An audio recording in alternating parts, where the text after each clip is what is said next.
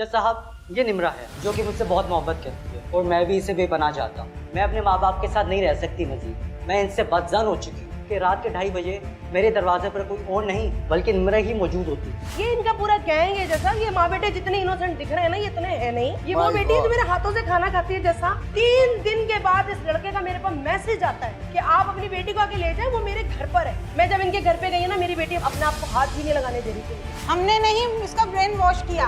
आप उसकी बात को गौर से सुने। आपने मेरी बहन ये रिसर्च की कि 3 दिन के अंदर क्या जादू किया इन्होंने। मैं आपको चीज़ का यकीन दिलाता हूँ, अगर आप अपनी बेटी की मुझसे शादी कर देंगे तो मैं इसको सारी जिंदगी खुश रखूँ। आप जरूर शादी करो जब आप बालिग हो जाओ। जज साहब, मैं 18 साल की हूँ, मैं बालिग लड़की हूँ, मैं अपना फैसला 17 साल शादी को हो गए, 18 साल के कैसे हो गए आप बेटा? मैं आपसे हाथ जोड़ के रिक्वेस्ट करना चाहूंगा, मेहरबानी करके हमारी बच्ची नाबालिग है, हमारी बच्ची हमारे हवाले कर दे। देखिए ख्वाजा नवीद की अदालत हर जुमे की रात 9 बजे सिर्फ TV1 पर। आपसे रिश्ता है।